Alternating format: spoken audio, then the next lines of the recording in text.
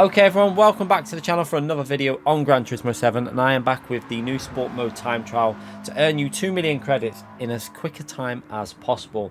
Now this did not take me very long. I did 2 laps completed on the time trial, probably about 4 if you take away the ones that I made mistakes on, but didn't take very long also. Hopefully you lot are going to be able to get these 2 million credits as quickly as possible. Also, I think the majority of people will at least be able to get the 1 million credits here because it's a long track.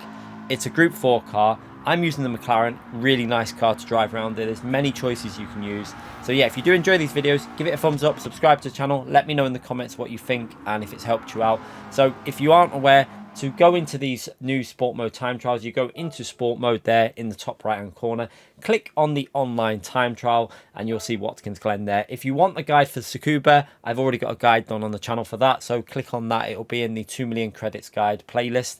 We're going to go into Watkins Glen and you can see there on the list, the current time, a 57.2 for gold. I think a majority of you can do that, you know. I really do. You know, there's a big, massive margin there. I've done a 53.8 so far. It's on the leaderboard. You can use my Ghost to chase. I use the McLaren. Very nice car to drive around here, I have to say. Absolutely lovely. Really easy to drive. Get on the throttle. Loads of traction. You'll enjoy it. Just remember though, don't rev this car out. You're shifting around 50 to 70% depending on the corners that you're coming up to, so remember that. So going into turn 1, we are going to be looking for the 200 board on our left hand side. So you can see it there. We're braking just short of that 200 board. Now what we're going to do is we're going to do a little bit of trail braking into the corner, so you'll see that trail braking kicking in a minute after we show you the line. So what you want to do here is you want to try and square the car off and get on that throttle as early as possible. So trail braking going in, then look at the throttle really aggressively on the throttle and upshift to 4th gear early. Remember, this car is really good with them early upshifts. Gives you amazing acceleration out the corner. 50% shift there to 5th gear and then shifting to 6th gear before we get on this uphill section to help pull ourselves up this hill. Now this is completely flat out. You're going to shift into 7th gear again around about 50-60%. So just as you go past that centre steering angle, get it into 7th gear, and we're going to be looking for the next braking zone. So we are going to be looking for the 300 board on the left hand side. Just as you're coming up to it there on the left hand side, onto the brakes. Now you really need to take advantage of the track limits through this bus stop chicane, so keep an eye on this. You want to get it right over the curb on the right hand side. I'll pause it again just to show you just how much. You can see P1's there right up against the barrier. The track limits are the curbs, not the yellow lines on this track. So again, as we're coming through here, this corner, keep that left hand tyre on the curb, but be careful you don't go too far over this part because you can get a penalty. And again, as we come through here, you think you're going to cut this, but as long as you keep your left hand tyre on the curb on the left there, it'll actually help rotate you. So as we come through, you can see the curb actually rotates you a bit with the way it flicks the car up. Downshift to 4th just as we're going into this corner, and then just a tiny bit of braking input just to put the weight onto the front tyres of the car, and then that'll enable you to get on that throttle, upshift to 5th gear and carry the momentum all the way through this corner. You want to try and keep it tight to that curb just so you don't understeer wide and pass the track limits of the curb on this corner there. So now into the next braking zone, we're looking for the 200 board on your right hand side. You're braking pretty much dead on that 200 board, and again we're going to trail brake this car into this apex, and again it's all about getting on that throttle as early as possible. So you want to try and get this exit speed as good as possible. Take a nice early apex, you can see, down to 3rd gear, then we're going to go up to 4th gear just as we get on that throttle. Now be cautious here. I could have kept this floored, I think, but I just gave it a little cautionary lift there just to make sure, but I think it can be done completely flat all the way on the exit there. And now into the next braking zone, we're going to brake in between the 200 and the 100 board there. You can see pretty much dead in the middle, and again you want to get this car rotated into this apex and keep a tight line, because the way the camber works on this corner, if you run out wide you just lose so much time. So right up against the curb, onto that throttle, upshift into 4th gear before we come out the exit there. You can see up to 4th gear.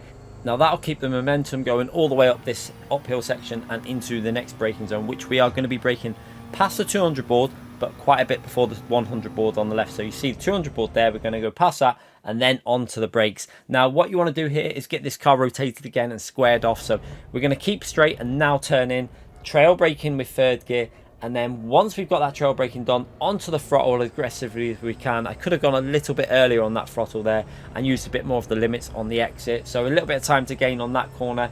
And now into the next braking zone, we use the 100 board on the right hand side, and this corner is very important. You have to get the car slowed down, but you have to trail brake into the corner. So again, trail brake, trail brake, trail brake, and then just let it coast for a little bit. then onto the throttle aggressively, and do not lift off that throttle. You've got to keep that throttle planted to help with rotation, and then upshift to 4th gear on the exit, and now into the really fast last 2 corners. So braking just before the 100 board there, and it is going to be just a tap of the brake just to get the weight onto the front tyres so you can carry the speed into this corner. You're not going to keep trail braking, just a tiny tap, and then back onto that throttle, carry the speed. Be careful you don't run too far wide on the exit.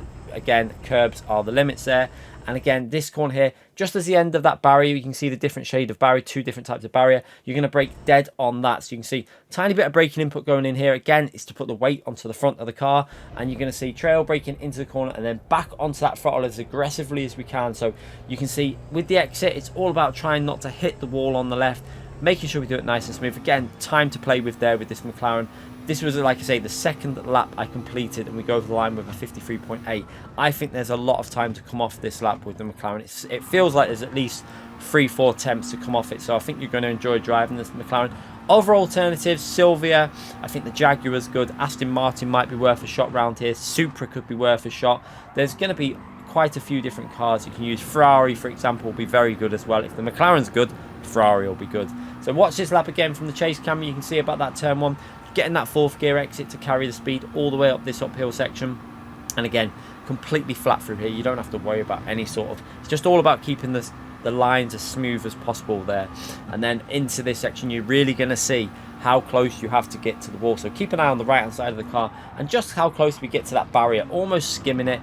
And again, look at the track limits you can take advantage of here, and you can actually see the way that curb flicks the car into the corner. If you can master that, you're going to gain a lot of time. And again, keeping it close to the curb, use the width on the exit there, pretty nice through that section, and then 200 board, brake, let it rotate, then onto the throttle. I was a little bit nervous here, we might get a bit of understeer, so I gave it a little lift off the throttle, but could have probably got away with that completely flat.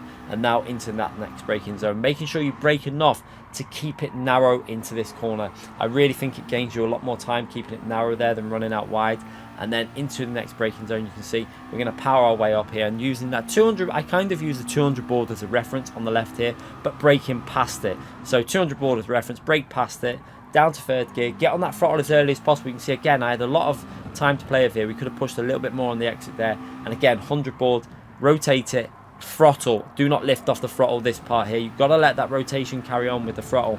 And now into the final few corners, you can really see it's all about carrying that speed with 5th gear, tiniest bit of brake just to let it rotate. Again, tiny little bit of braking into this final corner, and a bit of trail braking just to get it rotated, and then onto that throttle aggressively. And you can see I don't change gear going over the line. I stay in 5th gear because I'm not going to change gear just before the finishing line because it will probably lose me time. So yeah, hopefully that guide will help you out. Hopefully it'll get you 2 million credits very easily. I think this one might be one of the easiest ones we've ever had on Gran Turismo. I think a lot of you are going to be able to get this in pretty much 1 or 2 laps. So yeah, let me know in the comments. Hopefully you get it nice and quickly. I'll be back with more of these in the future, so get subscribed. Bye everyone.